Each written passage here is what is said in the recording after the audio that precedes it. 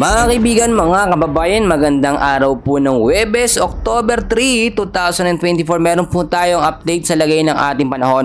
But before that, please huwag niyo po munang kalimutan i-like at i-subscribe ang ating YouTube channel and then pahit na rin po ng notification bell. Maraming salamat po. Mga kaibigan, narito ng update natin kay Bagyong Julian. Inaasahan po na muling papasok ngayong araw po ng Huwebes sa ating Philippine Area of Responsibility itong si Bagyong Julian. Pero wag po kayong mag-alala, isa na lamang po itong typhoon category, no, or hindi na ito ganong kalakas. Hindi na po ito super typhoon. Inaasahan na mas hihina pa within the next 24 to 48 hours, no. Ito ay apektado rin itong South Taiwan po mga kaibigan. So as of now, lokasyon po nitong si Bagyong Julian, 275 kilometers west of northwest of Itbayat, Batanes, no, na may lakas pong hangin nasa 165 kilometers per hour. Posibleng mas humina pa ito sa paglipas ng ilang mga oras na may bugso pong pumapalo sa 205 kilometers per hour. Pa northwestward po ang kilos sa bilis po na 15 kilometers per hour mga kaibigan. Within the next 24 hours po mga kaibigan, ito yung hihina na lang at magiging severe tropical storm, no? Mas mahina na po ito na meron pong lokasyon na lamang na 280 kilometers dito pa rin po sa may bandang northwest of Itbayat, Batanes. Sa vicinity po ito ng bansang Taiwan mga kaibigan. Within the next 48 hours naman po, ito ay mas hihina pa to tropical depression na lamang or mahinang bagyo at meron pong lokasyon na lamang na 330 kilometers north of Itbayat, Batanes. Malapit pa rin po ito dito sa bansang Taiwan mga kaibigan. So inaasahan po na papasok na ngayong araw ito nga pong si Bagyong Julian, pero wala po itong magiging malakas na epekto o direktang malakas na epekto sa ating bansa, no, especially sa Metro Manila, sa may Visayas at Mindanao, pero maliban na lamang dito sa may area ng Batanes. Patuloy pa rin tayo makakaranas diyan ng maulap na kalangitan, asahan ng mahina hanggang sa posibleng paglakas ng pag-uulan dahil nga po pumasok pa rin ito sa par.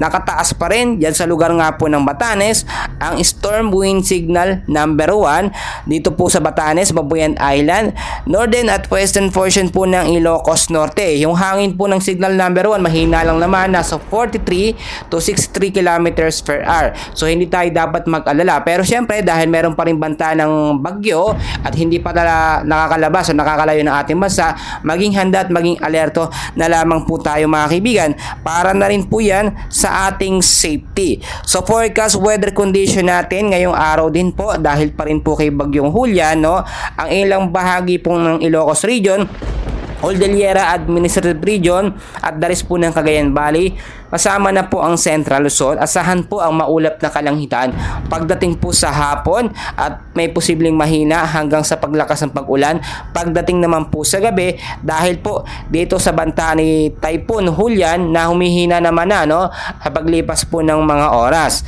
Sa area po ng Ilocos Region, Cordillera Administrative Region, the rest po ng Cagayan Valley at Central Luzon, maulap din na kalangitan ang mararanasan dyan mga kaibigan dahil pa rin dito kay Bagyong Julian, yung trap ng kanyang hangin ay nakakaapekto po. Sa Davao Region po, Sacsargien, ilang bahagi po ng Davao Region, no, nabanggit ko na po, easterlies po, no, or yung mainit na hangin na nanggagaling sa Karagatang Pasipiko ang nakakaapekto po dyan. So kapag may easterlies, asahan natin pagdating sa hapon at sa gabi, mayroong mga kaulapan na namamataan at mayroong mga pag-ulan po. Medyo mahina lang naman yon dahil wala naman tayong bagyo, pero maging handa na lamang po tayo sa posibleng banta po, no, ng pag-uulan. Samantalang sa area ng Metro Manila, the rest ng ating bansa apektado naman ng localized thunderstorm. So mga kaibigan, kahit palabas na po ng Philippine area o papalayo na ng ating bansa, etong si Bagyong Julian ay maging alerto at maging handa pa rin tayo sa mga posibleng sama po ng panahon. So patuloy ko kayong i-update sa mga susunod na kaganapan. Magmo-monitor tayo, i-check natin kung may mga panibago bang cloud cluster or bagyong papasok sa ating bansa. So yun lamang ating update, and please huwag kalimutan i-like at i-subscribe ang ating YouTube channel. Maraming salamat po at magandang umaga.